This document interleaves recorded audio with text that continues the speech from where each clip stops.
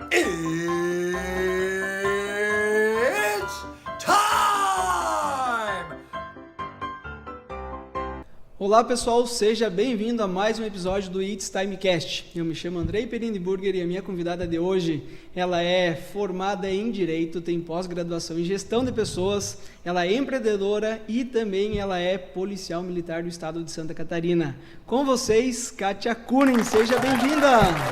Olá, tudo bem, Andrei? Obrigada pelo convite. É um prazer estar aqui nesse podcast, né, inovador aqui na nossa cidade. Então, quero agradecer o convite, a confiança e estou aberta aí para a gente trocar uma ideia bem descolada e divertida. Perfeito, com toda certeza. Vamos fazer um bate-papo bem legal, bem descontraído, dar bastante risada e também para o pessoal conhecer um pouco mais sobre você.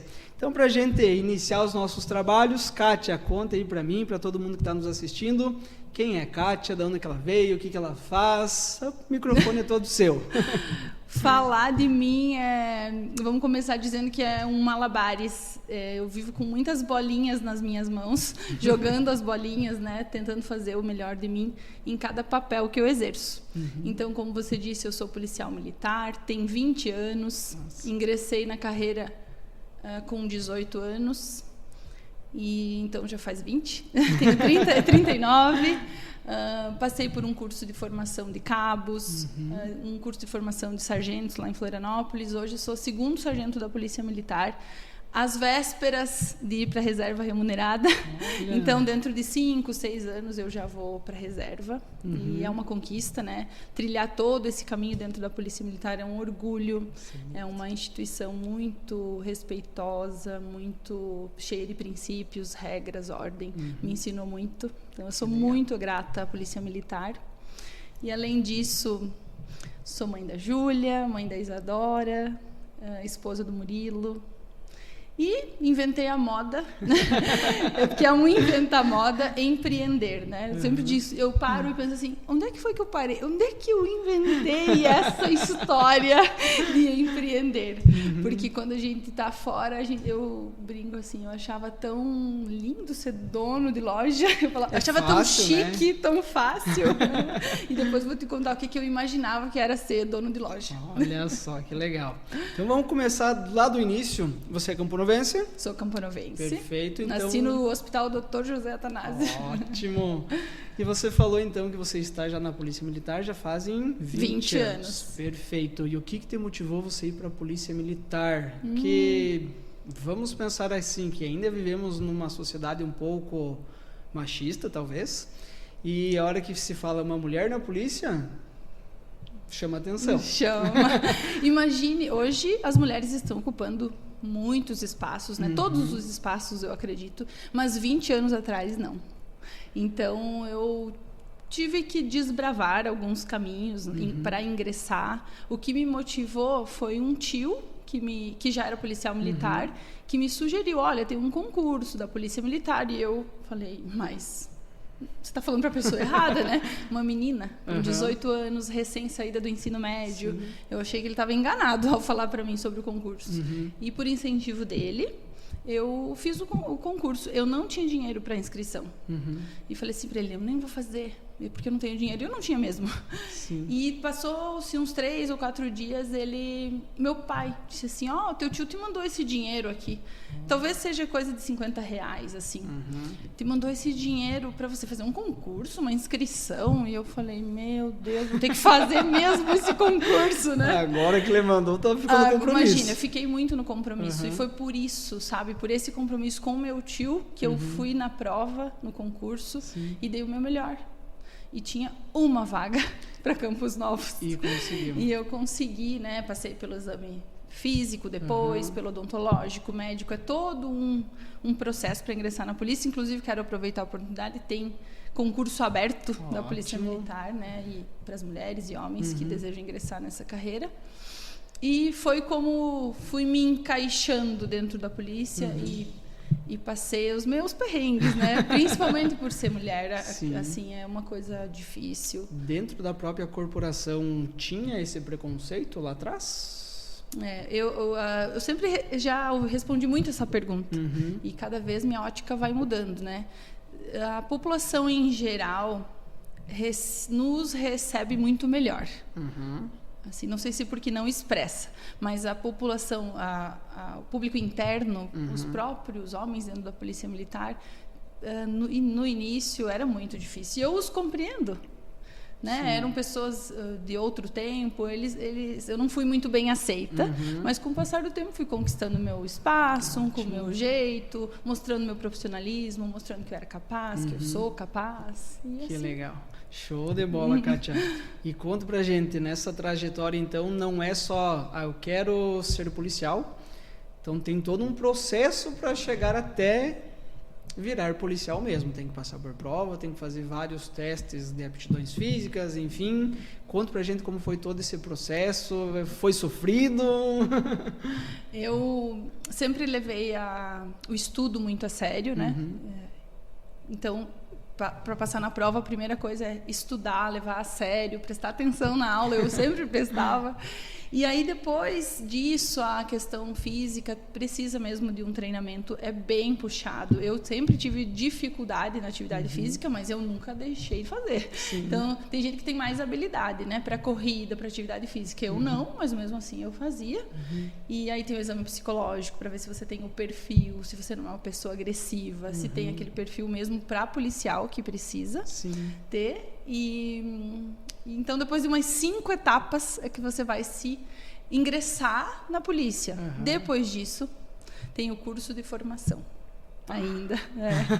O meu curso de formação foi em 2003. E eu fui para Florianópolis, fiquei lá cerca de 1 ano. Confesso que eu quis desistir muitas vezes. Eu quis desistir. Eu falei, isso aqui não é para mim, né?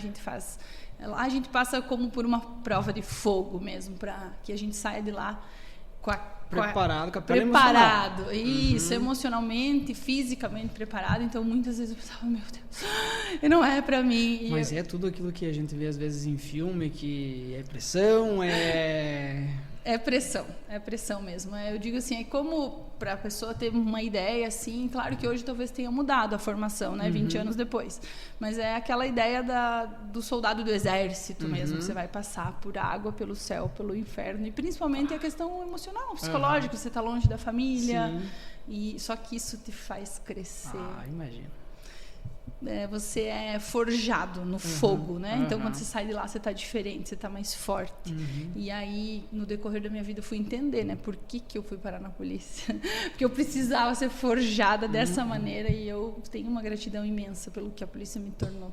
Que legal, que legal. Tem algum momento assim, específico dessa formação que você lembra assim, poxa vida, aquilo ali, se não fosse talvez Deus, enfim, eu teria realmente abandonado isso em alguma situação específica assim para compartilhar com a gente. Se é que pode. Não, é muito bacana que você não me diga qual é o roteiro que a gente vai seguir, porque você vai fazendo eu lembrar de momentos, né?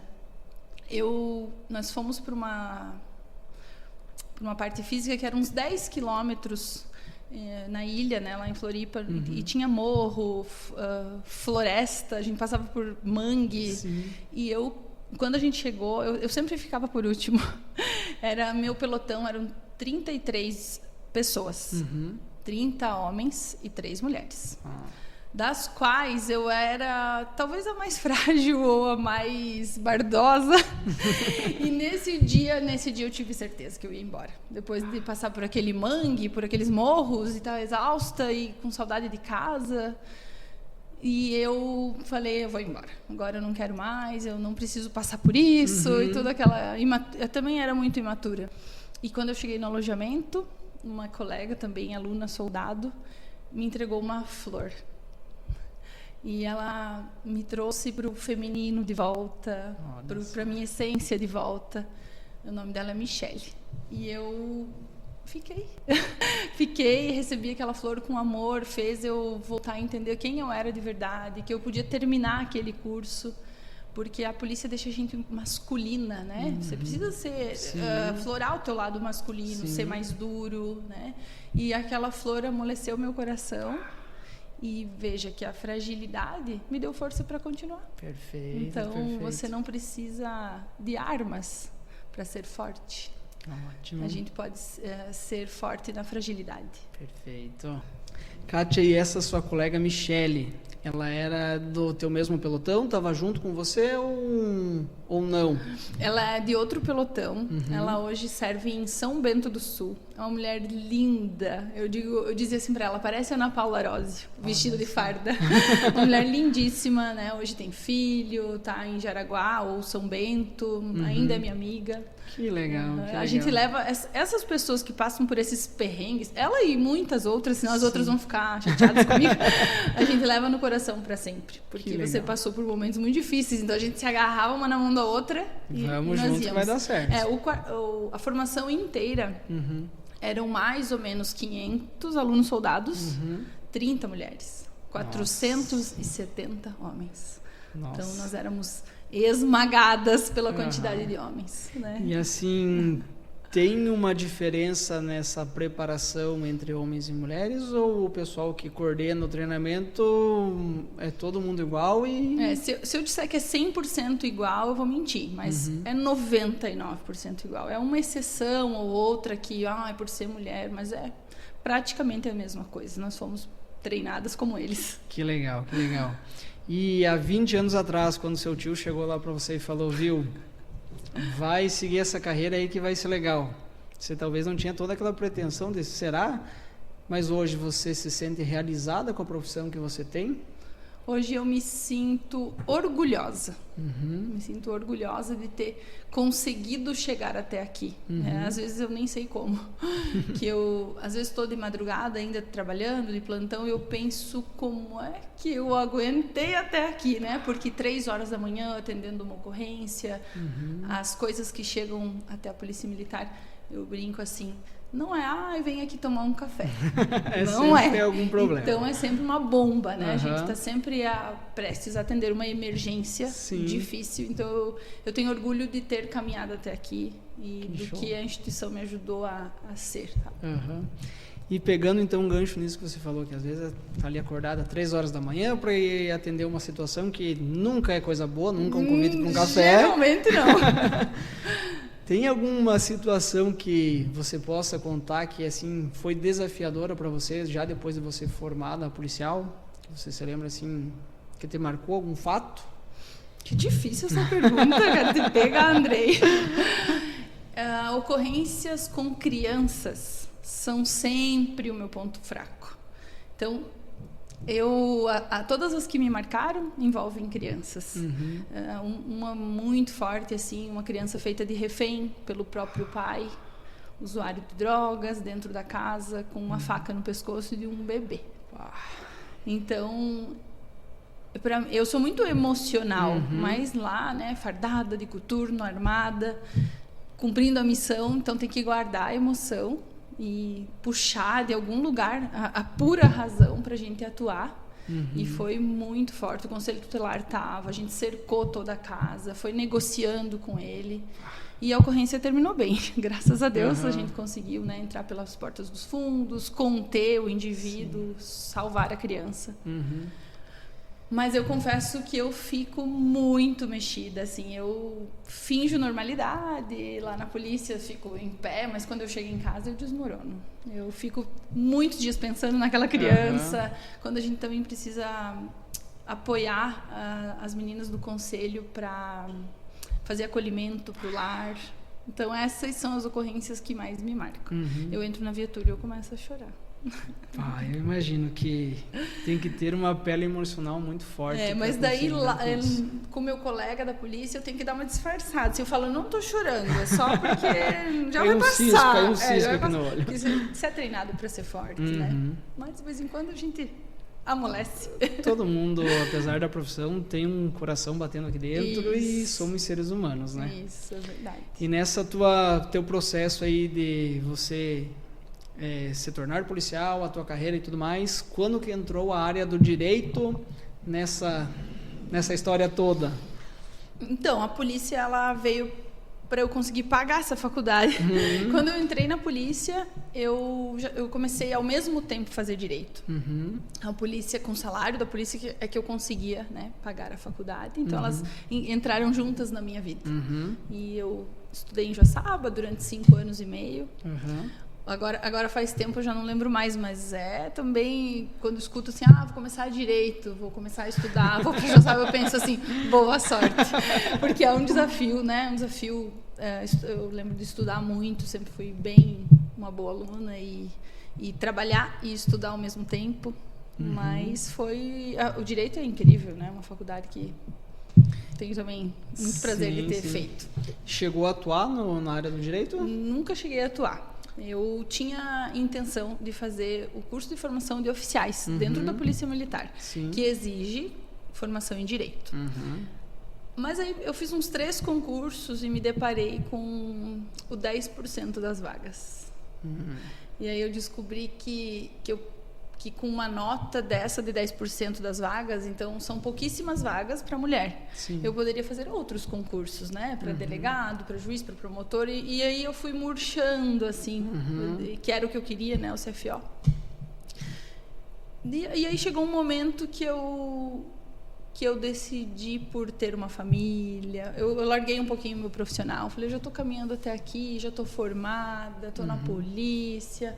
E resolvi cuidar mais da minha família, porque para estudar para um concurso tem que abrir mão de muita coisa. E nesse momento eu pensei assim, não vou abrir mão. E hoje eu me considero feliz, sabe? Que bom. Pela escolha que eu fiz. E a pós-graduação de gestão de pessoas veio por qual motivo? Olha, veio mesmo para seguir estudando até hoje. Se eu tiver uma oportunidade, tiver tempo, até hoje eu gostaria de estudar. Ótimo. Então, eu gosto bastante. Falei ontem pro meu marido, sabe que eu queria fazer agronomia? Ai, gente. Falei mesmo. E ele... Parabéns. Nossa, vai. Daí ele falou, deve ser bem chato a agronomia. Eu falei, mas eu queria estudar. Mas eu não vou inventar essa moda, né, agora. Mas nunca é tarde, né? Nunca é tarde. Vai quem sabe. Que legal. Por estudar mesmo, para aprender, para conhecer novas pessoas. Então, hoje você se considera uma profissional realizada na área da polícia, na área de tua atuação. Hoje eu me considero uma mulher de meia idade, às vésperas de me aposentar e com a missão cumprida. Ótimo. É assim que eu me sinto, né? Falta ainda um caminho a trilhar, mas eu já me sinto assim em final de carreira. Sim. E se há 20 anos atrás, quando você ingressou ali nesse processo da polícia, você tivesse a mesma oportunidade hoje, você teria seguido na polícia ou teria ido para alguma outra área? Eu teria seguido na polícia. Com certeza eu teria escolhido. Não podia ter uma profissão melhor para mim, para o que eu precisei aprender. Né? Agora, se você me pedir assim, Kátia, para tua filha, você quer isso? Eu diria não. Eu diria não, porque eu precisei ser muito forte para aguentar o tranco e ainda preciso. Sim. Aí, para um filho, a gente quer mais, né, a redoma e proteger. Mas eu, sim, com certeza faria a mesma escolha. E a Kátia, hoje, como mãe, ela passa, talvez, esse mesmo regramento que tinha lá dentro da corporação da polícia para sua filha? Mas é de jeito nenhum. Não passo. Eu sou mole com a minha filha. Eu falo pro meu marido, né? Eu sou casada com o Murilo e eu sempre digo para ele, briga com ela. Eu fala ali pra ela que não pode. Fala ali não consigo, sabe? Ser muito dura. Minha mãe foi muito comigo dura. Sim. A polícia também, a vida também. E isso faz com que eu seja molinha pra minha filha. Mas claro, né? Dentro também de algumas regras, com certeza, mas não assim aquela mãe coronel, sargento. Sim. Não consigo. Daqui a pouco a gente vai falar mais sobre esse lado seu mãe, esposa. Quero te fazer uma pergunta talvez um pouco polêmica, de acordo com o que a gente viveu há um pouco tempo atrás, daquela situação que chamou bastante a atenção das pessoas, daquele caso lá daquela escola em Blumenau. Da cara que entrou lá, enfim, matou algumas crianças e tudo mais. Pergunta que eu te faço é: você vê que aumentar o policiamento junto às escolas e tudo mais evitaria situações como aquele fato que aconteceu? Ou você pensa que atitudes como a daquele rapaz que ele tomou, chegou ao extremo, poderiam ser controladas, contornadas de alguma outra forma? Nossa, eu lembro bem desse dia. Eu estava de serviço aqui, de plantão aqui em Campos Novos. Foi por volta das 10 da manhã. E é muito, muito impactante e forte. Eu diria que inacreditável, né? Mesmo a gente estando dentro da segurança pública, vendo tudo que a gente vê diariamente, mas é inacreditável.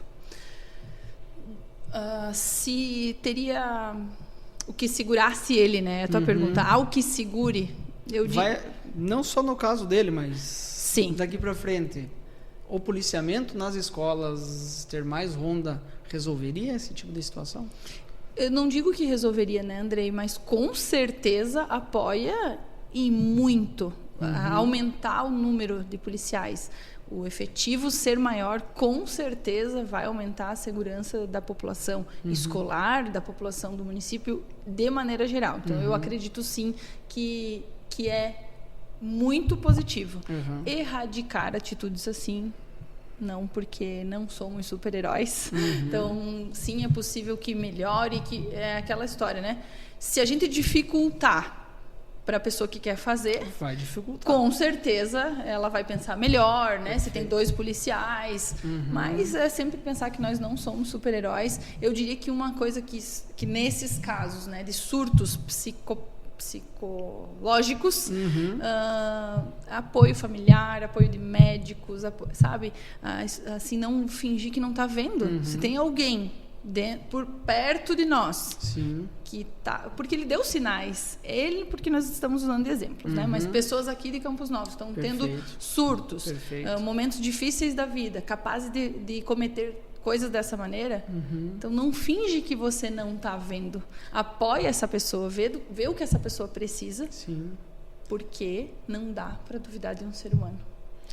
E assim, não duvida do que um ser humano é capaz. Ele mostrou isso pra gente, né? Até dentro dos treinamentos que eu e a Isa damos ali, a gente fala que o tempo todo mundo está emitindo sinais. E talvez, isso é a minha visão, depois você dá a sua opinião sobre isso, depois da pandemia, eu vejo que as pessoas ficaram muito vítimas. E com isso, elas deixam de enxergar os sinais nas outras pessoas. Elas até veem, elas estão enxergando aquilo. Mas está olhando pro teu, né? Pra tua dor. Não, mas aquilo ali é normal, daqui a pouco passa e está tudo certo. O que você pensa que sim, a pandemia vitimizou um pouco as pessoas? Que sim, as pessoas estão olhando somente para o seu próprio umbigo e esquecendo do próximo? O que você pensa sobre isso? Eu nunca pensei nesse aspecto, assim, após pandemia, que a pandemia tenha vitimizado mais nós, seres humanos, né? Mas sim, foi um marco. Então, existiu antes da pandemia e o depois. Mas o que eu vejo é que é parar de olhar só para o teu umbigo, para o meu umbigo, né? Eu muitas vezes fico olhando só para o meu, mas que tal dar uma olhadinha para o do outro, ver os sinais que o outro está dando? Eu busco ver sinais. É sobre pessoas, e isso é o mais importante. Né? Exatamente. Quem não entende de pessoas não entende de nada, né? Eu penso assim. Até ontem no treinamento que eu estava dando na cidade de Joaçaba, chegou num ponto do treinamento, começaram a falar sobre a tal da empatia, né? De realmente pensar um pouco mais no próximo. E talvez a palavra empatia ficou um pouco banalizada, um pouco... Batida, assim. Palavrinha da moda. E as pessoas falam só por falar da boca para fora, mas não realmente vivem a real empatia, que é pensar um pouco no próximo. Até eu tive numa palestra na semana passada que ela falou sobre empatia, que sempre eu tive o conceito de empatia, se colocar no lugar do outro. E ela é do Instituto Humaniza, não lembro o nome dela, talvez você até a conheça. A Magna. A Magna, ela mesma disse assim, então não é se colocar no lugar do outro, porque você vai se levar lá com ele, se ele estiver numa bad, você vai junto, então não é se pôr no lugar dele, ir junto com ele, mas é pegar na mão dele, é trazer, puxar para cima, para frente, né? Isso é empatia. E é isso que eu falo, se você conseguir olhar para o outro, poder esticar a mão. Claro que a gente está falando aqui, salvadores da América. Não é isso, mas é dentro da possibilidade. Se você puder, sim, esticar o teu braço para apoiar alguém, para sair lá do buraco. E sabe por que eu falo isso?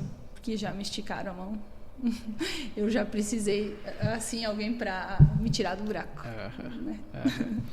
Já vamos chegar nesse ponto. Ele fala que já vamos. Sim. E, Kátia, eu e várias pessoas veem a polícia militar não como super-heróis, mas sim como aquelas pessoas que estão ali para nos proteger de toda a situação. E baseado em tudo que a gente está vendo, não só no nosso país, mas também em outros lugares, e você vê que o maior índice de criminalidade e tudo mais é por causa do tráfico de drogas? É por causa do tráfico de drogas. Sim, o índice de homicídio dentro do nosso município aumenta conforme a apreensão de drogas. O termômetro da criminalidade está muito ligado ao uso de drogas, então é gravíssimo, né? A gente está sempre atento a esses números, a esse perfil de usuários e de venda de drogas, porque isso vai determinar todo outro índice de criminalidade, né? Os números que levam à polícia. E isso, então, não é só cidades grandes que a gente vê, tá em cidades pequenas como a nossa? A criminalidade já se instalou aqui em Campos Novos e na nossa região, infelizmente, né? Eu digo que 20 anos atrás, 20, então 18, se ligassem na polícia, dissessem assim, meu carro foi furtado aqui da frente da igreja. Estou falando de verdade, aconteceu isso. De eu dizer para a pessoa assim, olha, vê se você não deixou a chave com alguém, se a tua esposa não pegou, porque não tinha isso na nossa cidade, não tinha mesmo. Dava 5 minutos, a pessoa me ligava, meu filho pegou o carro mesmo, tá aqui a chave e tal, chave reserva, o carro não... o carro eu tinha estacionado em outro lugar. Era isso que acontecia. Hoje não é isso, né? Hoje o furto de carro, roubo, índice de criminalidade é real, chegou aqui. O que é muito triste, né, Andrei? Eu fico triste, eu falo assim, será que a gente errou? Onde a gente errou? Mas não é, né? A nossa cidade cresceu, as cidades pequenas cresceram e aí vai com o preço do desenvolvimento. Vai trazendo o que a gente deseja e o que a gente não deseja vem junto. Eu lembro, um tempo atrás, quando a gente morava em casa ainda, meu pai era vivo e tudo mais, tínhamos o hábito de sair de casa e deixava a porta aberta, a janela aberta e estava tudo certo. Isso. Nas cidades menores era assim. Hoje em dia, a dica que eu dou é não deixe nada aberto, não. Não deixe a bolsa dentro do carro, não deixe a janela aberta, não deixe tablet, celular, porque justo pelo uso de droga mesmo, né?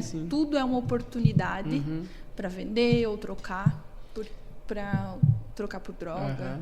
E você pensa que qual seria a forma de tentar erradicar, diminuir um pouco esse impacto da droga na sociedade? O que poderia ser feito no teu ponto de vista? No meu ponto de vista, então, a polícia militar, ela atua lá no fim do processo, né? Quando que a gente chega no processo? Lá no final, quando a pessoa vai presa, vai ser abordada, né? E a raiz é social.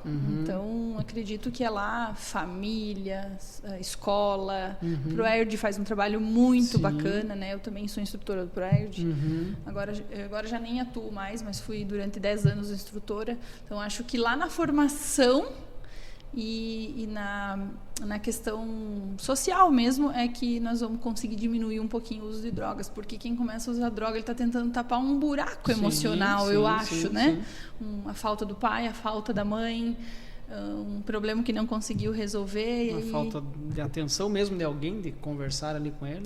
Não é que seja para responsabilizar o pai e a mãe, mas acredito que é a estrutura familiar. Então, acho que se a gente, na base, fortalecer, isso tende a diminuir. E você vê que é um assunto também que muita gente fala. Liberação das drogas resolveria um pouco isso ou pioraria o cenário? Eu, como policial militar, né, jamais diria que a minha opinião é liberar a droga. Mas tem, né, correntes que dizem, liberando, não vai mais gerar tanto dinheiro, tráfico de drogas, mas eu jamais diria isso. Não acho que a liberação de qualquer tipo de droga. Inclusive, eu sou a favor da proibição do álcool, do cigarro, das drogas que são liberadas. Eu até, se fosse proibida, eu acho melhor, que a gente teria menos acesso, né? As pessoas teriam menos acesso. Eu acredito que o álcool e o cigarro é uma das portas de entrada para as drogas. Isso, eu acredito que sim. Então, é uma droga liberada, né? São 2 exemplos de droga liberada no nosso país. E as outras, eu sou completamente contra qualquer tipo de liberação. Certo. Legal. Vamos agora indo um pouquinho para outro lado da nossa prosa, que você é policial há 20 anos e, como você disse no início, você resolveu empreender. Tive essa brilhante ideia. Parabéns para mim. E me conte, como conciliar essas duas carreiras? Como que foi? Por que surgiu essa vontade de empreender? E fale também para o pessoal que está nos acompanhando o que você empreendeu.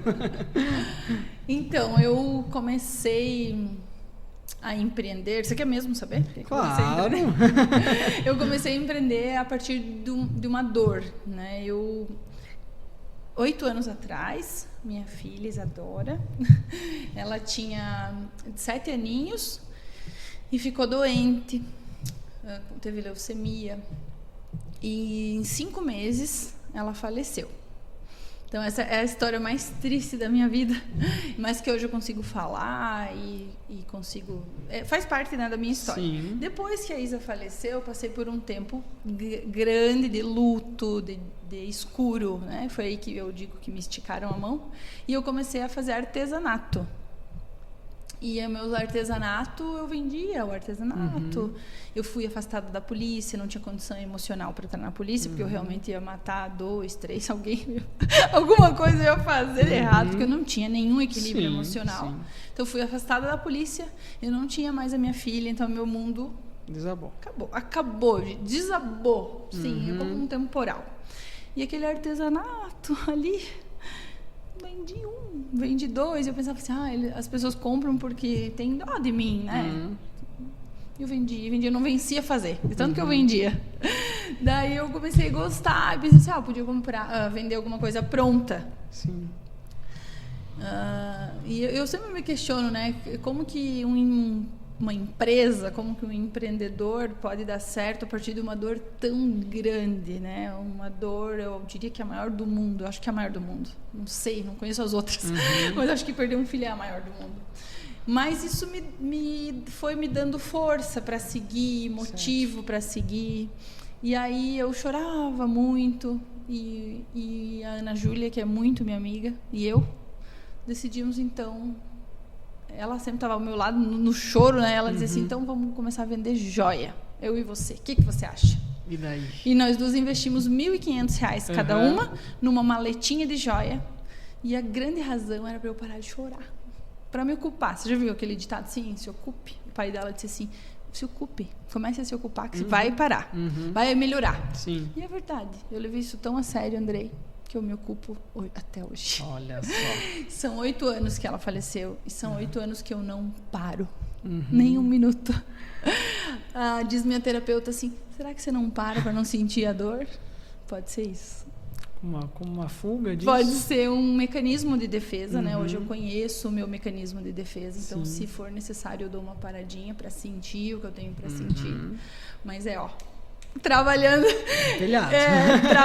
Trabalho muito, né? A Ana Júlia me ensinou isso. E aí, aquele 1.500 que a gente investiu, nós dissemos assim: se der errado, a gente investiu 1.500, a gente dá brinco para todas as nossas amigas, família, todo mundo, certo. E a gente não briga. Que era uma sociedade. Combinado, a gente não vai brigar? Combinado. Então, é bom ter bons combinados. Eu diria para o nosso público, faça combinados, que o combinado não custa caro. Exato. Então, quanto mais você combinar, mais vai dar certo. E a gente vendeu aquele 1.500, a gente vendeu 2, a gente vendeu 3. Mas isso tudo vocês estavam fazendo de casa mesmo? De casa, com uma maletinha. Uma maletinha, porque joia cabe... em qualquer lugar, então não tinha volume. Nós tínhamos uma maletinha para as duas vender. Então ela pegava a maletinha, eu pegava a maletinha. Você revezava? Daqui a pouco a gente tinha 2 maletinhas. Daqui a pouco a gente tinha 3 maletinhas, até que a gente decidiu separar as maletas, para não brigar. Certo. Eu lembro que ela queria que eu trabalhasse no domingo, vamos faturar a mercadoria. Eu disse, meu Deus, essa menina só trabalha, gente. Eu não aguento. Eu falei, amiga, eu não quero mais ser tua sócia. Ela tirava meu couro. Aí... ela falou, então tá bom. A gente repartiu aqueles brincos, não brigamos, que era um nosso combinado. E cada uma foi tocando suas semi-joias, né? Ela formou em psicologia, parou de vender joias. E eu fui pegando o gosto, e fui dando passinhos, assim. Eu tenho também orgulho disso, né? Tem mais ou menos uns 6 anos, então, da minha maleta. Certo. Da primeira maleta para 2 maletas, para começar a vender no escritório da minha casa. Aí no Natal fez fila na minha casa para comprar semijoia de mim. Eu pensava, mas gente, esse pessoal quer comprar semijoia de mim mesmo, né? Tá aí um negócio. Tá aí um negócio. Foi quando fez uma fila, uma mini fila na minha casa. Que eu falei assim, eu tô vendo que elas vêm aqui, era um bairro, era minha casa, elas querem comprar. Tá bom. Então eu aluguei um ponto comercial, um pouquinho mais afastado também, num bairro, para experimentar. Vamos que vamos. E hoje, faz pouquíssimo tempo, eu estou no centro de Campos Novos com uma loja super bonita, chamada Kátia Kunen Semijoias. Deixa eu fazer meu merchan aqui. Isso aí já passa a rua, o endereço, tudo certinho. Kátia Kunen Semijoias é ao lado da Cooper Campus do centro. E eu estou super feliz, né? E cheinha de desafios, porque eu sou uma bebê empresária. Minha loja, ela ainda estou amamentando a minha loja. Certo. E aprendendo todo dia. O que eu tiro da minha loja? O aprendizado diário. Ótimo. Então, é isso que tem feito sentido para mim. Todos os dias um empresário tem um desafio. E todos os dias ele está ali para vencer mais aquele dia. Verdade. E você fica lá o tempo todo? Como que concilia com o teu trabalho na polícia? Como que funciona isso? No meu malabares, né, das bolinhas, eu cumpro a minha escala na polícia. Tenho 2 funcionárias na loja e tenho percebido o quanto é importante uma equipe. Né? O quanto é importante, eu digo para elas lá na loja, que o mais importante da minha loja, eu falo assim, a minha loja é linda, tem lustre, tem mesa, eu falo assim, isso aqui não é importante. Porque a loja, ela acontece sem isso, sem o lustre e sem o móvel, porque ela acontecia. Sem pessoas, essa loja não acontece. Sem o meu fornecedor, os meus fornecedores, né, as minhas colaboradoras, sem mim, sem minhas clientes. Então, eu tenho aprendido muito a trabalhar com a equipe, a formar uma equipe, a treinar uma equipe. E para mim é bem difícil. Porque lá na polícia eu fui treinada. Eu fui formada. Perfeito. E agora eu tenho... Você inverteu o papel agora. 2 colaboradoras que eu preciso ir moldando, treinando, dizendo, olha, eu quero assim, eu quero assado. E estou super em desenvolvimento. Estou super aprendendo ainda, mas a gente chega lá. Então eu consigo revezar porque tenho equipe. Eu lembro que estava fazendo um podcast algumas semanas atrás com o James da Origem Artisan Food. E ele comentando quando ele era da época que ele morava em Balneário Camboriú, que ele tinha o Sky Beach, o Vrulenbach, que era um restaurante, uma casa de balada lá gigantescos. E naquela época ele já falava que a maior dificuldade do empreendedor era encontrar pessoas. Você vê que isso é ainda uma dificuldade, encontrar pessoas para ajudar no negócio? Eu diria que é treinar pessoas. Porque tá cheio de gente aqui, ó. A gente vai tropeçar em pessoas, né? O mundo tá cheio de bilhões de gente. Mas é treinar essas pessoas, deixar essas pessoas... Eu sempre falo, eu quero que todas as pessoas que passem pela minha loja saiam de lá melhores do que entraram. Aprendam comigo, tenham boas impressões, façam um curso. Porque é isso que vai marcar. Né? É isso que vai marcar a minha liderança, isso aqui eu aprendi com a Kátia, então já valeu a pena. É verdade. Né? Se uma funcionária minha, uma colaboradora, uma cliente sair de lá com alguma coisa positiva, valeu ter a loja. É aquele negócio, não é só ser empreendedor para, claro, no final das contas ganhar dinheiro, mas ter um propósito, deixar um legado de, poxa vida, eu marquei a vida daquela pessoa e ela aprendeu comigo e hoje em dia ela evoluiu, cresceu e se tornou uma pessoa, um profissional melhor. Isso. Na polícia, como é esse ambiente mais masculino, o que a loja me traz? O feminino. É uma loja de semijoias. Então, 95% são clientes mulheres e a gente tem a possibilidade de conversar assuntos femininos, assuntos doces, assuntos de beleza, e não é futilidade. Assuntos do autoconhecimento, assuntos de dentro. Isso preenche meu coração, nutre. Então, eu consigo equilibrar o feminino e o masculino. Ótimo. Dentro dos 2 trabalhos que eu escolhi. Eu falei para uma amiga, eu vou fazer uma entrevista hoje de tarde. Ela disse assim, meu Deus, uma entrevista de emprego? Mais um? Eu falei, não é de emprego. Não é de emprego porque eu não tenho horário. Se tivesse... se tivesse, poderia ser. Olha.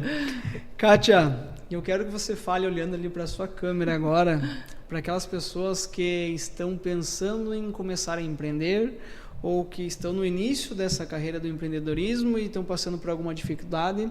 Qual dica, qual recado que você dá para essas pessoas para que elas sigam em frente ou deem aquele primeiro passo para realmente tirar as ideias do papel e fazer o que precisa ser feito para colocar em prática? Empreender é preciso coragem, é não desistir. E uma das coisas que eu faço, que funciona para mim, é me inspirar em pessoas. É sempre estar olhando para pessoas que estão na minha frente, estar aprendendo. Então eu vejo assim, curso, leitura, palestra para aprender. Eu colo em empresários que já funcionam e eu aprendo aqui com um pouquinho aqui com o outro, que funciona com o outro, porque para o meu bebezinho empresa se desenvolver, virar um adulto, quem sabe forte, né? E eu deixar aí mesmo uma marca registrada com essa loja hoje tão pequenininha, uma ervilha minha loja, mas é para isso que ela serve, para me ensinar. Perfeito. E eu gosto bastante que você falou ali sobre ter coragem. E eu gosto do significado da palavra coragem, que vem do latim e significa cor action, agir com o coração. E quando a gente tem aquele sentimento verdadeiro que vem aqui de dentro e a gente coloca tudo isso para fora e faz o que precisa ser feito, não tem erro, vai dar certo. É isso que eu falo assim, eu tenho um desafio como empreendedora, né? E eu falo assim, mas Deus está vendo. Eu sei da minha intenção com essa loja, eu sei o que eu quero com ela. Ganhar dinheiro é uma consequência. Eu sei tudo que eu tenho como propósito para ela, para minhas clientes. Então eu falo assim, a minha intenção é boa e vai dar certo, está dando. Já deu certo. Né? Assim seja. Olha, e me conte, hoje a Kátia é mais realizada como empreendedora ou como policial? Eu vejo que são 2 coisas muito distintas, porque é o fim de uma carreira na polícia, quase, né? 20 anos, eu já estou acostumada, está mais fácil para mim. E o início de um bebê empresário. Então, são fases diferentes. E eu digo que uma completa a outra, porque sem esse caminhar da polícia, sem essa estrutura que a polícia me deu, de força, de coragem, eu não conseguiria empreender. Então, eu preciso desse caminho para trilhar o outro, e acho que os 2 se completam. É o equilíbrio ali. É o equilíbrio. A polícia me dá segurança, a polícia me dá muitas coisas que a joia não dá. E o inverso também. Perfeito. Então, assim, eu fui procurando um equilíbrio. Você falou que está chegando no final da sua carreira na polícia. Sim. E aí eu foco 100% na loja ou pensa em alguma outra coisa? Ah, que pergunta legal. Eu quero me aposentar. Das 2 coisas. Quem quiser acredita. Todo mundo fala que não, mas eu tenho vontade de encerrar com as 2 coisas. Quando eu parar com tudo. E fazer tricô e crochê. Olha só. Não, é porque como eu trabalho muito, eu penso assim, eu vou dar o meu melhor, né? Agora eu tenho energia, força, e depois eu vou parar. Mas há quem diga que é uma ilusão, que eu não vou conseguir, que eu vou inventar uma moda, assim. Então, pode ser que eu só continue com a loja mesmo, né? No ritmo que for possível. Vamos ver o que tem aí, porque às vezes a gente planeja uma coisa e sai outra. Então, a minha visão é daqui um tempo, aí uns 10 anos, eu descansar. Ótimo. Tomara que eu consiga. O que você acha, Andrei? Eu falo assim, ó, eu tenho na minha mente que eu quero trabalhar até meus 45 anos de idade. Olha aí, vai dar... É isso aí. O que você acha, que eu vou conseguir ou não? Boa sua pergunta. Vou falar por mim. Hoje, eu e a Isa, a gente com esse projeto do podcast, eu com minha agência de publicidade há 13 anos, com nossos treinamentos que a gente dá, e muitas pessoas também falam pra gente, vocês não param quietos, vocês estão o tempo todo correndo, que nem ontem eu cheguei em casa, era 00:30 que eu voltei de Joaçaba, às vezes chego em casa 1h da manhã, 1h30, quando é em cidades mais longe do treinamento. E o pessoal fala, tá aí, vale a pena? Vale. É bom a correria, é bom essa loucuragem, lidar com pessoas, falar, conhecer pessoas, isso é muito bom. Daí a pergunta é, vou chegar nos meus 45 anos, vou parar? É difícil, né? E você tem o mesmo desejo que eu, mas é porque a gente dá o nosso melhor. E isso, às vezes, cansa. A gente pensa assim, vou parar cedo, né? Mas eu vejo assim também, quando a gente tira umas férias, não, vou parar de dar os treinamentos, vou parar com a agência, vou parar aqui com os podcasts, também temos uma plataforma de vídeo 360, que às vezes final de semana a gente está em eventos. Ah, é verdade. A gente tira um tempo ali pra gente, não, agora vamos pegar umas férias. 5 dias o Andrei já quer voltar. Tá louco. Eu falo pra minha terapeuta, e se eu parasse? Será que, como seria, né? Que ainda tem eu, além da rotina da polícia, da loja, tem a minha rotina de mãe, de mulher, de dona de casa, e ainda de atividade física, porque eu quero chegar na minha idade, quero ter saúde, né? Então ainda tem que tirar esse tempinho para cuidar de você. E eu fico assim, com os meus malabares, e aí eu penso assim, mas e se eu parar? Com a metade. Daí a minha terapeuta fala, você não consegue. Mas faz parte. É bom isso e acredito que vai chegar um dia que vai chegar o tempo de... A grande pergunta que eu vejo que a gente precisa fazer, né? É para quê? Então, você já parou para se perguntar assim? Para que eu faço isso? Eu sempre me pergunto, Andrei. Tudo que eu estou fazendo, eu dou uma freadinha, né? A loja, a polícia. Para quê? Eu lembro do para quê, do propósito. Então, se eu estou com um perrengue, eu lembro assim, tá, mas qual era mesmo o propósito? Porque a gente se perde no propósito. Sim. Um exemplo disso, eu fiz o aniversário de 4 anos da minha filha. No meio da festa, correu o risco de faltar salgado. Porque eu quase infartei. Eu quase não estava aqui hoje. Porque eu pensei, só podia faltar balão, vela. Mas comida não. E eu fiquei muito nervosa. Eu falei para a garçonete, como assim comida? Fiquei muito, muito nervosa. Minha perna amoleceu. E só um exemplo do pra quê, né? E eu me acalmei por um segundo, fui para a mesa do parabéns, chamei todas as crianças e lembrei do para quê era aquela festa. Me arrepia de te falar. Porque quando a gente lembra do propósito, do pra quê, quando eu vi o sorriso daquelas crianças... A informação que o salgado poderia faltar desapareceu. Eu foquei, eu só enxerguei aquelas crianças, eram umas 15 crianças, felizes. Quem quer bolo? Eu fiquei feliz, minha filha estava super feliz com parabéns, foi mais ou menos, 10 dias atrás. E aí eu voltei para o propósito, que é a felicidade dela, o sorriso dela, o bolo. E aí foi bem bom. Não ia ser a falta de salgadinho que ia tirar o brilho daquele momento. Mas vou te contar um segredo. Eu não sei se faltou ou não até hoje, porque ninguém mais me contou nada. Isso, né? Olha pro teu propósito. Sempre olha pro teu propósito, porque é isso que vai nutrir a tua vida. Então vamos lá. E por que a Kátia está na polícia? Por que a Kátia é empreendedora? Nossa, ele fica com as minhas duas profissões assim, me perguntando. O porquê? Ou pra quê? Entendi. O para quê da polícia é para cumprir a missão até o fim. Quando eu, então, lembro do propósito, eu vou seguir aqui até o fim. Foi para isso que eu me comprometi com a polícia e é isso que eu vou fazer. E na polícia, o seu propósito... Você vê que é ser uma policial qualificada, é para ajudar as pessoas, é para proteger? Qual o propósito, né? É apoiar pessoas. Sem nenhuma dúvida, é apoiar. Desde quem está ao meu lado. Então, eu vejo assim que estou sempre muito aberta para os meus colegas, para ser um apoio no que precisar. E também para a população, né? A gente é uma referência de força, de coragem e de... Né, em qualquer lugar que você vê um policial, e se você precisar de ajuda, é ele que você vai chamar. Então, eu fico bem orgulhosa, honrada de que a gente recebe todo tipo de pedido de ajuda, assim, Imagina. né? Meu marido me jogou para fora de casa, me ajudem. Então, o propósito da polícia é muito humano. Apesar de não parecer, é muito humano. É para apoiar o outro. Perfeito. E o para quê da loja? O para quê da loja é para aprender. Para me desenvolver num aspecto que eu achei que nunca Iria, porque um policial não vai aprender nunca sobre um boleto que está vencendo amanhã.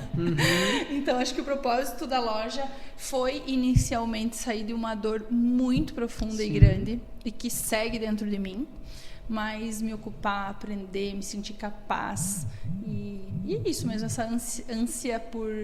Como é que é? Eu falo para os empreendedores mais velhos, assim, como será que o fulano faz para resolver isso? Essa coisa assim do aprendizado. Que talvez daqui 20 anos eu diga assim, agora cansei. Eu gosto muito de novidade, sabe? Tudo que é novo me atrai. Sim. Por isso que o teu podcast brilha meu olho. Que bom. Porque é novo. Então, nossa, que interessante, sabe? Tudo que é novo, assim, me chama bastante atenção. Que legal, que legal. Parabéns, com toda certeza é uma grande inspiração para todo mundo que está assistindo, para mim também, ver isso de você, os teus pra quê. Vou começar a pensar nos meus... Você vai ver que começa a fazer mais sentido a tua vida, né? Sim. E tem coisas que você vai perceber que o pra quê não é muito estruturado, isso vai tirar da tua vida, né? Vou fazer, faço isso, mas você não sabe nem pra quê. O que não agrega nada. Que não agrega, assim, até era um pra quê um dia. Sim. Mas você vai revisar hoje e você fala, não faz mais sentido e vai... deixando de lado, né, algumas coisas. Até a gente sempre fala nos treinamentos que temos o nosso propósito e não significa que esse nosso propósito vai ter que ser o mesmo do início até o final da nossa vida. Ele pode ir mudando. Eu diria que é bem flexível, dá para mudar de propósito. Quantas vezes? É porque o propósito parece uma coisa imensa e longe. Qual o propósito da gente estar aqui? Qual é, será? Boa sua pergunta. O meu é isso mesmo, é ser franca, honesta, é ver que a gente pode ser quem a gente é mesmo. O meu propósito aqui é abrir o coração. Sim. E falo que o meu propósito nisso tudo é conhecer as pessoas. Porque, assim como você, eu me inspiro nas histórias das pessoas. Ver tudo que você passou na tua vida para você chegar ao policial que você é hoje, ver você contando sobre, que você falou que ainda é um bebezinho sua loja, mas 6 anos já tem corpo, já é uma estrutura isso, e saber como você lida com tudo isso é motivo de inspiração para mim e com toda certeza aprendo bastante.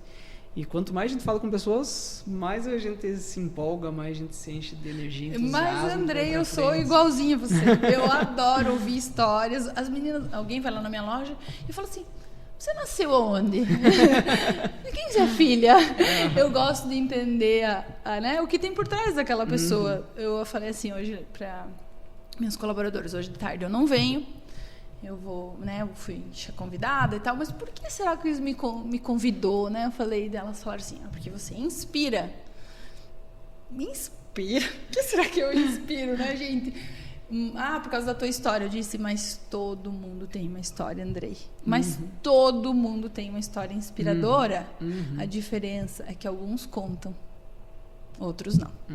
Então eu só tô aqui porque eu estou aberta a contar a minha história. Mas tem muita gente por aí que tem muita história boa aí, só que não quer compartilhar, né? Convidar vocês aí, viu, para compartilhar as histórias. Isso aí.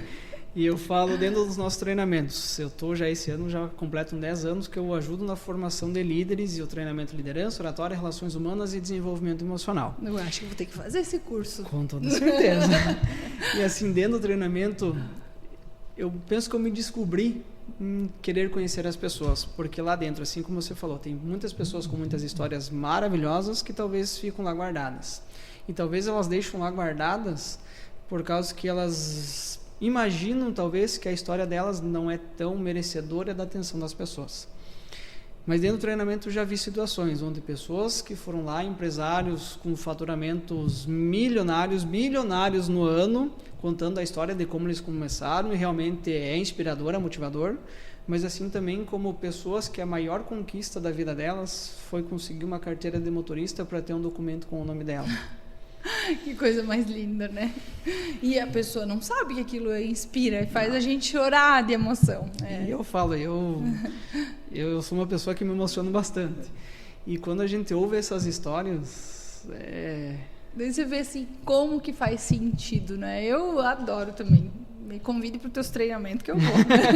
Quero conhecer mais pessoas e histórias. Até o Cidinho, que gravou o último podcast aqui comigo, ele no final ele falou assim: Andrei, parabéns pela tua iniciativa, por você chamar pessoas que já têm uma história, que cresceram e tudo mais, mas um dia pega e faz o seguinte: chama o malabarista ali do sinaleiro. Nossa, ia ter muita coisa boa para falar com o malabarista. Imagina! Por que você tá ali no semáforo, né? Você começa assim. Então, são coisas assim que conhecer a história das pessoas faz bem e nos motiva. Porque no treinamento, por exemplo, né? Você e a Isa, ou os treinadores, ou o pessoal da equipe de formação, tem o microfone na mão. Mas você também, se você sentar lá e alguém pegar o microfone, é só porque você está com aquela oportunidade. Você gerou a oportunidade de estar dando treinamento. Mas qualquer das pessoas pode fazer. Qualquer das pessoas pode estar preparado para isso, pode estar lá na frente contando sua história. Tenho certeza disso. Sem dúvida. E é uma coisa que eu falo bastante, que é você dedicar o seu tempo para você ouvir alguém. Que eu vejo que o nosso bem mais precioso é o tempo. Não é ter dinheiro, não é ter a melhor empresa do mundo, a melhor equipe do mundo. Sim, isso é importante, mas o nosso tempo é aquilo que a gente tem de mais precioso, e a gente dedicar o nosso tempo para alguém, para ouvir o que a outra pessoa tem para falar. Nossa, que legal. Eu falo que eu sou muito papuda. Preciso melhorar um pouquinho meu ouvido, porque o tanto que é importante mesmo a gente ser ouvido, né? Para mim é uma honra estar aqui. Você está ouvindo histórias minhas, o que você quer saber de mim, né? Mas a gente se sente tão feliz, tão importante quando alguém tem ouvidos pra gente, ou em casa, ou um amigo. Já tomou um café com um amigo que quer te ouvir? É bom, né? Nossa. É bom, né? Vem aqui, meu amigo. Chama um amigo teu para tomar um café e fala que você quer ser ouvido, para você ver como é bom. Verdade. Talvez até aquelas angústias, aquelas situações que a gente está carregando dentro da gente, quando a gente fala e o escuta, a gente fica mais leve, fica mais tranquilo e faz porque bem. tem assim, mas o que eu vou dizer, né? Eu, por exemplo, passei por uma fase de luto muito difícil, ou num velório, o que diz para essa pessoa? Não diz. Eu ouvi tanta besteira. Quando me diziam assim, vai passar, você vai conseguir. Não fala nada. Fica em silêncio. Eu diria, fica do lado da pessoa e fala. Ou se quiser falar, fala assim, eu tô aqui. O que você precisar, tô aqui. Eu tô aqui. O ouvido tá aqui. Então, a grande questão é não precisa falar nada. Você estar presente, estar de ouvido, isso já vai ajudar muito. E numa situação que nem essa você comentou, que eu vejo que muitas pessoas falam, mas eu imagino o que você passou, eu imagino o que você está sentindo. Não imagina não. Não imagina não, porque o teu calo é um, o meu outro, e outra, né? Também não tem medir a dor. Não. Também já ouvi assim, mas a tua é maior que a minha, não tem maior, não cada tem um menor. tem a sua dor e a intensidade para cada um é uma. Sim, você pode ter perdido ou, sei lá, deixado de conviver com um vizinho teu. Uma vizinha pode doer desse tamanho. Né? Então, não dá pra gente medir a dor do outro, não. Sim. E, claro, né, que é uma maneira de dizer assim, eu imagino. A pessoa fala por falar assim. Eu sempre digo assim, a dor de perder um filho, nem imagine. O conselho que eu te dou, você faz um favor, nem imagine. Porque nem eu gosto de lembrar. Então. Eu gosto de pensar em como é essa dor, sabe? Verdade. Eu vou passando por cima dessa dor como um trator. Verdade. Kátia, estamos então aqui para lhe conhecer já como policial, como empreendedora, e agora queremos conhecer você como mulher, como mãe, como esposa. E conte pra gente um pouco da Kátia lá de trás, quando criança. Já tinha algum propósito? Já imaginava algum propósito para a vida? Assim, o que você almejava? Como que você era como filha? Como criança? Era sapeca? Como que era? Gente, que conversa mais comprida! Eu achei que você ia dizer assim, então, já estamos encerrando, estamos aqui no fim. Você falou que a gente tinha o tempo que fosse. E temos, é que eu tenho medo de eu me alongar, né? Mas tudo certo. Você fala assim, chega, eu falei pra ele assim, se eu estiver falando demais, você me chuta aqui embaixo. Daí ele falou que não vai me chutar. Se ele chutar, eu aviso vocês. Então, Então, quando criança, fui uma criança feliz, assim. Eram outros tempos, né? Hoje os pais, a gente tá cheio de mimimi, as crianças estão tudo assim, protegidas, cercada. Nossa, eu vejo a minha filha, mãe, me alcança um suco, mãe, me leva no banheiro. que eu não sei você, né, Andrei? Mas eu que me virava com o meu suco, se com o que der. Se você falasse isso pros teus pais. Eu nem vou te contar o que acontecia, né? Eu falo pra minha filha, se você fosse filha da minha mãe, você ia ver. E eu rapidamente vou lá e busco o suco pra ela e faço tudo que tem que fazer, mas né, na nossa criação foi diferente. Eram outros tempos? Eram outros tempos. Meus pais me deram tudo que sabiam e tinham, e eu agradeço por isso. Sou quem eu sou porque eles me ensinaram. Né, morei até os 10 anos de idade em Campos Novos com meus pais, o Celso e a Ivete. E quando eu tinha 10 anos, a minha mãe e meu pai se separaram. Minha mãe, nós fomos pra praia passar férias. Eu, meu pai e meus 2 irmãos. E a gente ficou na praia, que legal, né? 10 anos praia, jogar a bola na praia. Nossa, pensa que legal. E aí, quando foi a hora de vir embora, a minha mãe disse assim, a gente não vai embora. Ai, gente, se você for se separar do teu marido, da tua esposa, você conta a verdade pros seus filhos. Porque eu fiquei com a informação que a gente ia morar na praia. Então, o meu pai e minha mãe eles já estavam provavelmente planejados de se separar. Mas eu pensei que a gente ia morar pra praia. Eu lembro da minha mãe dizer assim, é que o teu pai não gosta de praia, então ele vai voltar para Campos Novos. E eu fiquei por tempão pensando que era isso. Mas, meu Deus, como é que meu pai não gosta de praia? Por que ele não está aqui? É tão bom. É tão bom. E era uma separação. Então, eu fui entender que os meus pais estavam... que era uma separação lá depois de 4 anos. Nossa. Né? Eu tinha 14, 15. E aí, eu comecei uma rebeldia. Eu fui uma criança bem querida, bem, assim, divertida e tudo bem. Mas, na adolescência, daí eu dei trabalho. Sim. Tomara que a minha filha não dê. Tomara que a minha filha não dê. A metade do trabalho que eu dei. Porque eu fugia da minha mãe, eu queria ir pra balada, eu morava lá em Balneário e tinha essa revolta dessa separação, não entendida, não compreendida por mim, adolescente. Vê que isso foram crenças que criaram dentro de você devido a essa situação, ou talvez até um trauma, e por isso que você virou uma criança assim que queria só sair, rebelde. Não significa que pai e mãe separado, que o filho vai ficar rebelde, né? Eu estou contando como foi para mim. Pra você, porque perfeito. Eu interpretei de maneira errada. Porque na psicologia não há uma explicação, né, emocional, psicológica, que não é como o que os pais fazem, é como a criança interpreta. Perfeito. Então, isso foi muito mal interpretado por mim e eu ficava revoltada com a minha mãe porque ela quis ir embora, com meu pai porque ele não quis morar na praia. Sim. Me sentia sozinha, da minha mãe tinha namorado, eu não gostava daquele namorado, então foi muito difícil a minha adolescência. Tanto que Balneário Camboriú é uma cidade linda, incrível, mas que eu não gosto. Porque eu passei muita coisa difícil lá, né? Muito assim... Muito difícil mesmo. Aí, quando eu tinha... Então, eu morei lá dos 10 aos 15. Com mais ou menos 15 anos, o meu pai morava aqui em Campos Novos, eu liguei para o meu pai e pedi para estudar numa escola particular, que eu queria estudar. Agora, por que eu queria também não sei, tá? E o meu pai disse, pode vir. E aí eu vim para uma escola particular, né, que me ajudou também na minha formação, assim, ética, moral. Eu tenho um pouquinho de medo do que eu teria feito se eu ficasse lá. O ambiente que eu estava não era adequado. Né? Eu ficava com usuário de droga por perto e eu recusava aquela droga. Mas até quando? Até eu decidi que ia usar, por exemplo. E assim, é muito mais fácil, digamos, você tá num grupo com 5 pessoas, se mais você trilhando um caminho certo e essas 5 pessoas um caminho errado, é bem mais fácil elas te convencer você pro lado delas do que o inverso. Então, muito provavelmente, eu vejo que eu estava a um passo de escolher outro caminho.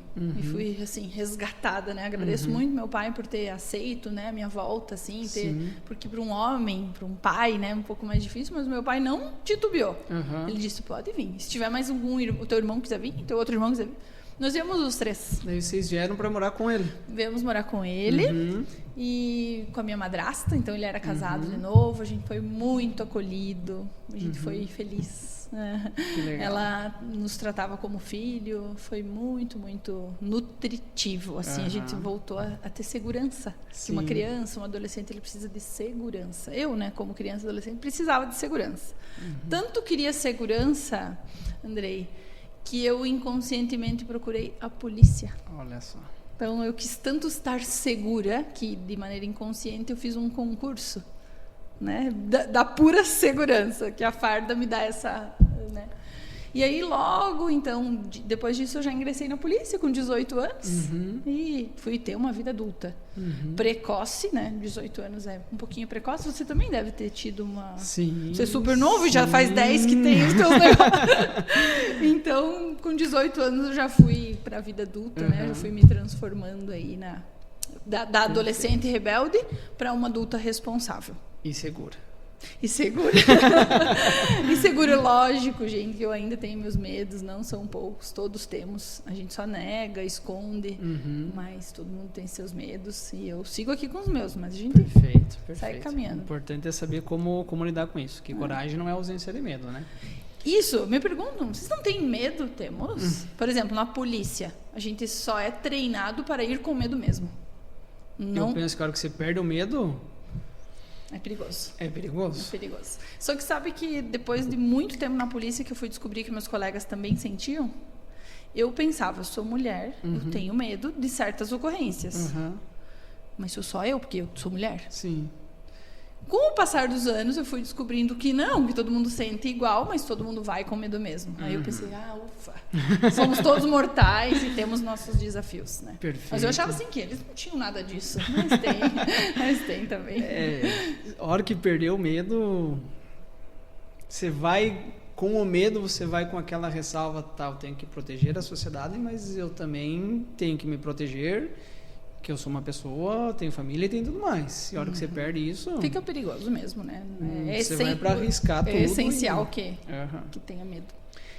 E a Kátia, mulher, como que foi que conheceu o marido? O meu marido, depois eu vou pular o podcast só para esse momento, tá? Eu vou falar dele para ele ficar assim feliz. O meu marido, ele é... Ou eu vou esconder dele, não sei. Para ele não ouvir eu falando bem dele. Que ele é um presente. De verdade. Que eu não esteja enganada, mas Deus, ele me deu assim o Murilo. A família do Murilo, né? Ele é lá de Bian. E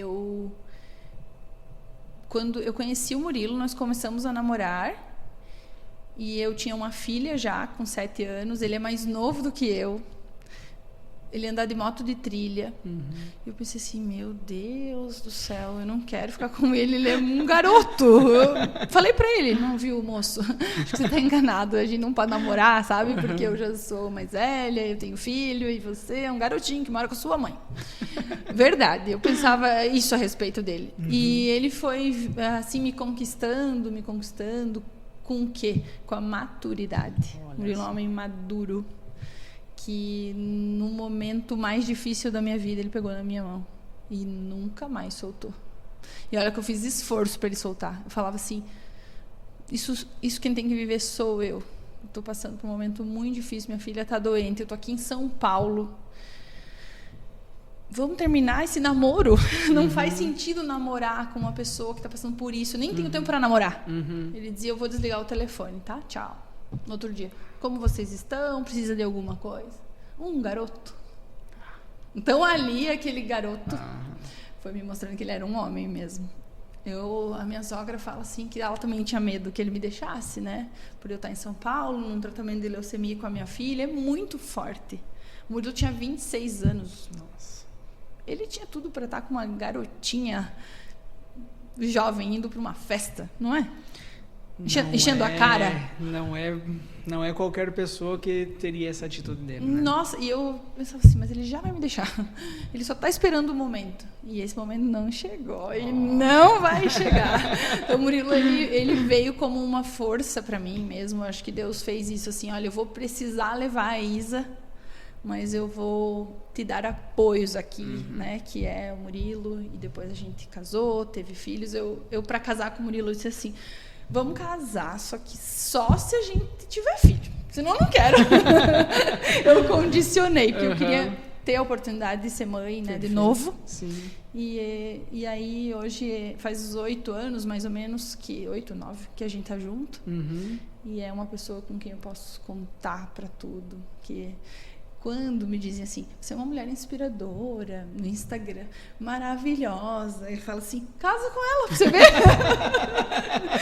Quer de presente, eu dou ela, porque é o que tá comigo na hora do perrengue, é o que tá comigo, que já me viu em estados que só ele viu, né? De debilidade, de fraqueza, de descabelada, de tudo. Então, é o ponta firme. Seu Murilo é ponta firme. Que legal, que legal. Um beijo, meu amor. E desse relacionamento, então, tem uma pequena? Tem uma garota chamada Júlia, que é uma sortuda, sabe? Porque as coisas para ela acontecem assim com uma facilidade, né? Foi muito planejada, muito desejada, a família toda é uma paparicada. Imagina. Eu acho até que é perigoso. Ela é paparicada demais, cuidada demais pela Dinda, pelas tias, pelas amigas, todo mundo, meu Deus, essa menina. Mas ela é, né, a minha paixão, assim, meu presente também, número 2. Acho incrível ter engravidado, ter a oportunidade de engravidar de novo. Tem muita mulher que tenta engravidar, não consegue, então eu tinha um pouquinho desse medo. Sim. Né, a oportunidade de engravidar, gestar e no dia do parto, elas não ouviam o batimento dessa criança. Então eu vivi um luto de 2 segundos, 3, 4, da Júlia, porque eu já tinha esse trauma, esse medo. E eu pensei, não, agora eu não vou aguentar. Lá no hospital, eu falei, não, agora não, mais uma vez não. E de repente essa menina chorou e nasceu. E eu falei assim, tá bom, Deus, obrigada, agora deu. E eu cuido dela com todas as forças do mundo, né? Eu cuido para não sobrecarregar ela, né, Andrei? Porque ela é uma filha presente e tem ausência da outra filha, então eu cuido para ela. Ela é só uma. Eu sempre levo isso assim para minha consciência, para eu não pôr 2 em uma. Tudo nas costas de uma, tudo sufoca, né? Para entender que uma não está ali para substituir a outra. Nem substituir e nem ser a outra e nem nada da outra, né? Eu comento muito com a Júlia sobre a Isa, a irmã do céu, a tua irmã, ela é muito presente na nossa vida. Eu tenho facilidade para trazer a Isa junto com a gente, ela caminha junto conosco.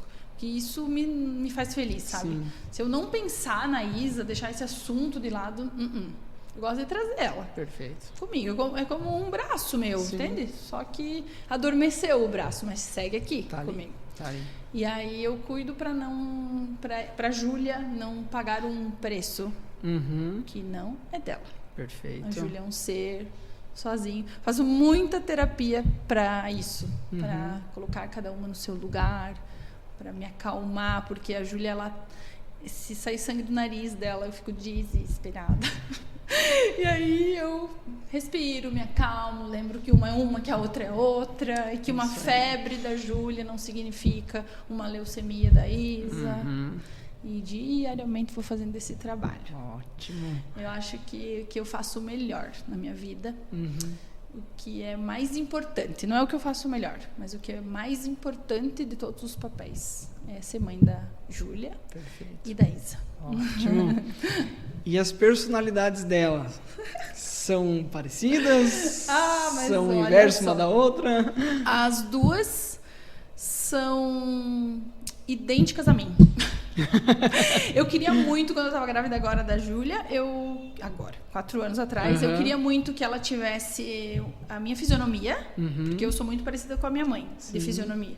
E pensei, a Júlia pode ser bem parecida comigo e com a personalidade do pai, que é um amor, que é calmo, que é tranquilo. Meu Deus, o Murilo, para tirar ele do pino é muito difícil. Ele tem muita paciência. Então, o filho que eu queria, né? Certo. Nasce a Júlia.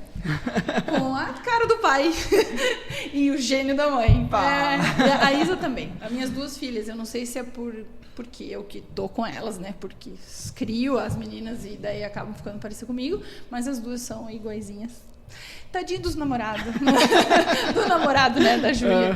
Mas é geniosa, sabe o que quer, tem personalidade forte, determinada. Meu Deus do céu, que medo. Não é aquela criança que você faz assim, ó. Filha, você vai ficar aqui, tá bom? Questiona, pergunta, diz que não. Ai. Mas isso é bom que torna uma pessoa mais forte. Sem dúvida alguma. E para você agora, eu sei que quando você fala, já deu para perceber, quando você fala das suas filhas, o olho brilha. Quero saber agora de você.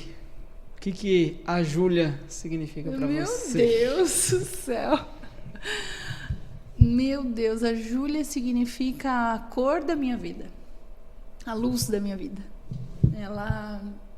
Eu passei por momentos muito escuros e depois a minha vida foi ficando cinza. E eu achei, Andrei, que a minha vida ia ficar cinza para sempre. Né? Porque, por óbvio, quando se perde um filho, por óbvio que a vida fica cinza. Então, eu me conformei com isso. Entre a morte da Isa e o nascimento da Júlia, foram 4 anos. Então, durante 4 anos, eu fiquei com a vida cinza, e é literalmente cinza, sabia? Não dá para imaginar, né? Porque eu não imagino que eu sente, mas eu via tudo nublado e cinza, e eu tocava a vida dessa maneira. Quando essa menininha chamada Júlia nasceu, ela pintou a minha vida de colorido, coisa que eu achava que nunca era possível. Mesmo, vai nascer outra filha, vai ser cinza. E ela fez um arco-íris, assim. A minha casa é colorida, a minha vida é colorida. Eu até sinto um pouquinho de culpa, né? Isa, desculpa, porque a tua irmã me colore a minha vida, né? Mas ela entende, sei que ela quer também que eu esteja feliz. Ótimo. Então pensa, né, que a Júlia, ela nasceu com um pincel na mão. Ótimo. E aquele de tinta, assim, sabe? Do pintor. Ela fez assim na nossa vida. Ela é linda, meu Deus, né? Que ela tenha saúde e siga colorindo a minha e das professoras, dos amigos, de quem está em roda dela. Que legal. Kátia, eu lembro que quando eu conversei com você para a gente fazer o podcast, eu te fiz uma pergunta se a gente poderia falar sobre tudo. E você disse que sim, e você já deu vários comentários aqui para falar sobre esse assunto que eu quero chegar agora. E agora que você já falou da importância da Júlia para você, qual que é a importância da Isa para você? Ai, meu Deus. A Isa, ela me ensinou a cumprir o papel mais importante que eu vim cumprir nessa vida, que é de ser mãe, né? Quando eu falo de ser mãe, Andrei, a loja fica desse tamanho, a polícia fica desse tamanho. Ser mãe para mim é muito importante. Às vezes eu me distraio, mas quando eu volto para o propósito, eu vejo que sim, a Isa me ensinou esse papel importante de nutrir, de gerar, de acompanhar. Eu era muito nova, às vezes eu penso, será que eu não cuidei dela direito? Tinha 23 anos quando eu ganhei ela, né? Em 23 até os 30. Eu tive a oportunidade de viver 8 anos com esse serzinho, que ia embora tão cedo. Então, ela significa impermanência, ela significa amor incondicional, ela significa saudade, ela significa se renovar, se recriar, porque a falta dela fez eu renascer em vida, né? Eu tive que nascer de novo para seguir. Quando ela estava na UTI, ela teve os últimos 3 dias dela foi na UTI, lá em São Paulo. E no último dia, eu disse para ela, filha, olha que insanidade falar isso, mas eu falei, pode ir, porque eu vou seguir. E eu cumpro isso. É isso. Hoje minha missão é cumprir aquilo que eu prometi. Eu confesso, Andrei, que às vezes eu me arrependo. Porque eu podia dizer assim, olha, filha, se você for, eu vou também. E aí eu podia ir, né? Só que não foi isso que eu disse. Eu disse, pode ir.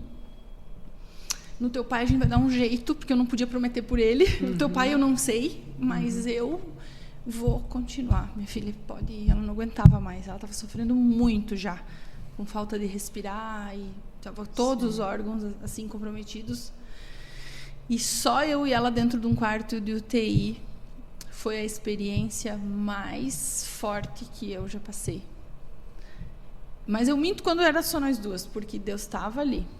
Não, eu nem conto isso muito por aí, porque parece mentira, mas eu fui pega no colo por Deus.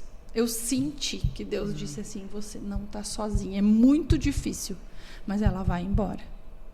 E até acredito que para você ter essa coragem de você falar isso para ela, entendendo que... Me desculpe se eu estou falando algo errado, mas que seria o melhor naquele momento. Para ela, né? Tem que ter Deus ali junto para ter essa coragem. Porque eu fico em dúvida se é coragem, se é insanidade. Eu acho um pouco insano fazer isso hoje, avaliando assim, meu Deus, sabe? Será que eu estava beirando a loucura? Me dá a impressão que eu não sabia o que estava fazendo. Mas porque não era eu, era Deus dizendo, pode fazer, solta essa menina. Porque ela tem que ir. Porque eu não... E eu vou estar aqui para te ajudar. E eu soltei literalmente da mão dela. Eu soltei da mão mesmo, sabe? E eu fui para um quartinho do lado. E depois eu recebi a notícia mais difícil. E eu pensei, não, nossa, nem sei o que eu pensei.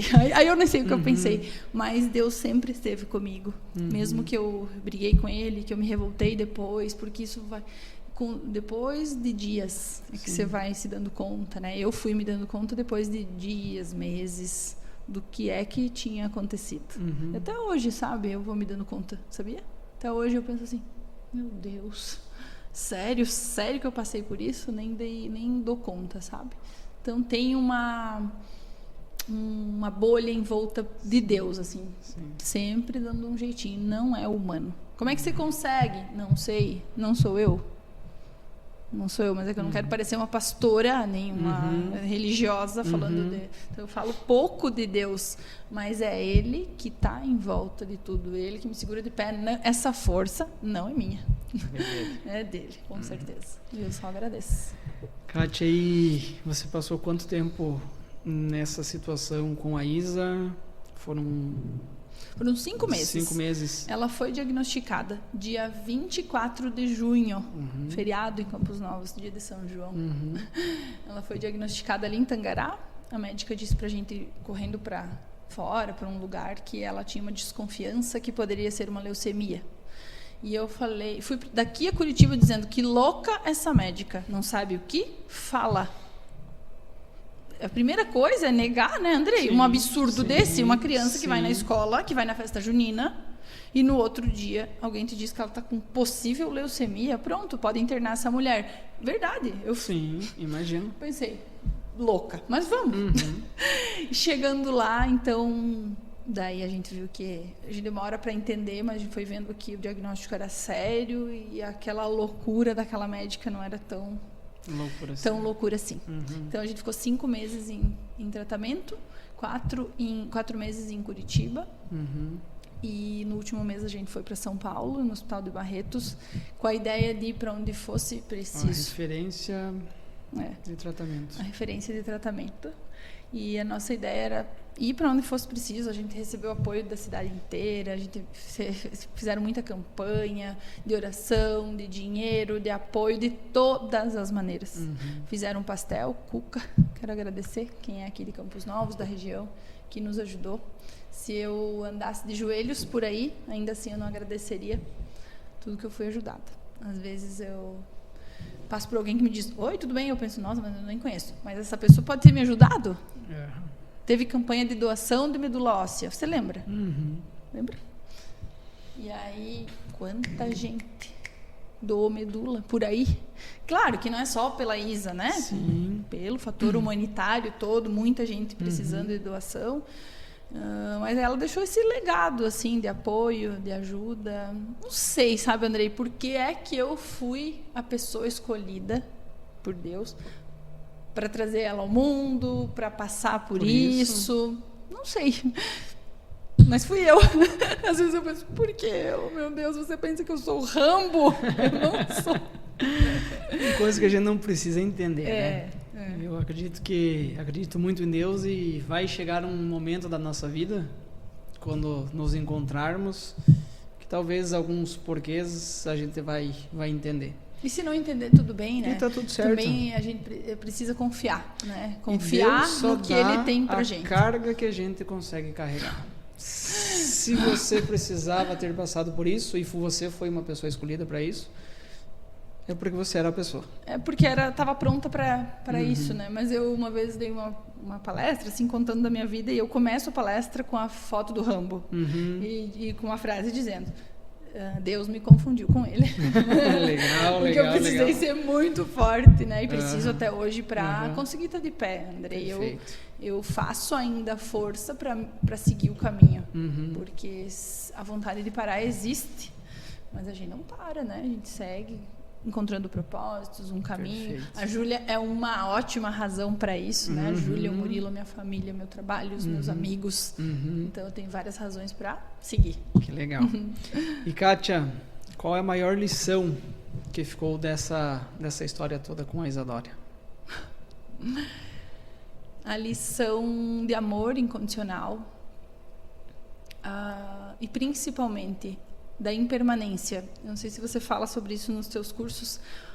Percebo o quanto que a vida é impermanente, que tem sol e daqui a pouco tem chuva, mas a gente não se acostuma que tudo é efêmero e passageiro. Parece balela, conversa fiada, mas tudo acaba. É a única certeza que a gente tem. E não é só na morte, né? A felicidade acaba, a tristeza acaba, só que a vida me mostrou a impermanência. Sim. Que eu estava literalmente com a minha filha num sábado numa festa junina e na outra num diagnóstico de leucemia. E o recado é o seguinte: isso não acontece só com o teu vizinho. Eu sei que não acontece só com o vizinho, eu já sei que acontece comigo. Então não é a teoria da conspiração que tudo acontece, mas aproveita hoje as pessoas que mais você ama, que mais você quer. Eu acho um pouco batido esse discurso, mas é verdade, né? Eu tive a oportunidade de estar com ela durante os 5 meses de tratamento e me enfiar nesse relacionamento. Mas e se eu não tivesse? Perfeito. Né? Se ela tivesse atravessado a rua só, e eu nunca mais a visse. Então o recado é: a vida é impermanente, então aproveite hoje, porque amanhã a gente não sabe de verdade. Olhe para quem está do teu lado, né? Hoje eu estou aqui fazendo um podcast com o Andrei, mas e amanhã? Então é sobre isso, é sobre ter a oportunidade de estar com pessoas com quem você ama, falar o que a gente deseja, isso que a Isa me ensinou. E hoje a Júlia ganha com isso. Eu não deixo para amanhã. Perfeito. O que eu preciso dizer para ela hoje, o que eu posso fazer por ela hoje, para o Murilo, para os meus amigos. Ótimo. E até falei no último episódio do podcast aqui, que eu levo uma frase bastante para minha vida, que eu comparo a nossa vida com uma cama do hospital. E eu vou repetir isso aqui porque eu penso que cai muito com tudo isso que a gente está falando. Com o contexto, né? Que lá, quando a gente está com alguém lá numa cama do hospital, ou a gente está na cama do hospital, tem um aparelho que fica lá para cima e para baixo, para cima e para baixo. Eu vivi isso na prática. Isso significa que estamos vivos. E a nossa vida, sim, é cheia de altos e baixos. Vai ter momentos que a gente vai estar feliz, vai ter momentos que a gente vai estar triste, vai ter momento que nossa empresa vai estar indo bem, vai ter momento que não vai estar, e está tudo certo. Tem dias que a gente vende bem, tem dias que não. E o que a gente menos espera é que realmente o aparelho fique quietinho, retinho, estabilizado. É verdade. Ninguém quer, né? Então vamos aproveitar esse saída e vinda da vida. Isso aí. E acalmar o coração. Kátia, e para aquelas pessoas que estão passando por alguma situação assim, qual mensagem você deixa para elas? Em situação com alguém que está passando com uma situação de saúde, ou de altos e baixos na vida pessoal, profissional? Eu sou essa pessoa que passo por altos e baixos na minha vida. E o que eu digo é para não desistir.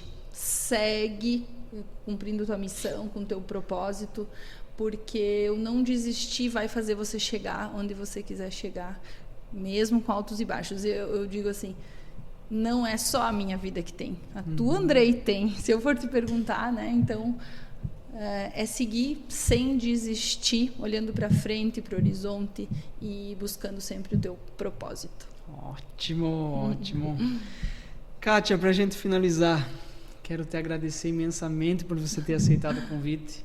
Falo para você que foi um prazer enorme. Em conversas com a Isa, ainda algumas pessoas que a gente listou para estarem fazendo aqui o podcast, a Isa fez questão de colocar o seu nome, falou não pelo que ela passou, mas pela mulher que ela é e por tudo que ela inspira. E realmente eu te conhecendo hoje um pouco mais a fundo, sabendo a tua história, por tudo que você já passou, falo de coração aberto, é uma grande inspiração, sim, para mim, para todo mundo que está nos acompanhando. Vou levar uma mensagem fantástica deste dia de hoje. Muito obrigado mesmo por você ter aceitado estar aqui passando, nem sei quantas horas o tempo deu, mas a conversa foi muito boa mesmo. Então, muito obrigado. E agora eu deixo os microfones abertos para você fazer seus agradecimentos e deixar uma mensagem final para todo mundo que nos acompanhou aí. Quero agradecer outra vez pela oportunidade. Nem sempre é tão fácil estar aqui, né? Pode parecer, mas não é, a gente expor assim, né? Mas eu, com franqueza, honestidade, sei também que você e a Isa estão aí com o coração aberto para receber pessoas, para falar sobre pessoas e não para fazer julgamentos. Então eu vim muito tranquila, quero te agradecer, ver teus olhos olhando aqui no meu, dar um beijo bem grande na Isa, então, por ela ter me listado. E dar parabéns mais uma vez pela oportunidade, por vocês terem criado esse espaço tão legal aqui desse podcast. Eu fico toda orgulhosa de estar aqui. Parabéns. Obrigado. E um beijo para vocês todos que assistam, que gostem. A gente fica contente de estar aqui, podendo apoiar pessoas de alguma maneira. Ótimo. Pessoal, muito obrigado pela atenção. Fiquem ligados aí nas nossas redes sociais, que vai sair os trechinhos aqui desse nosso podcast, aqui no nosso YouTube. Se inscreve no canal, acompanhe, compartilhe aí, que eu tenho certeza que assim como eu, você aprendeu bastante também com essa pessoa incrível, maravilhosa que é a Kátia. Muito obrigado, pessoal, e até a próxima!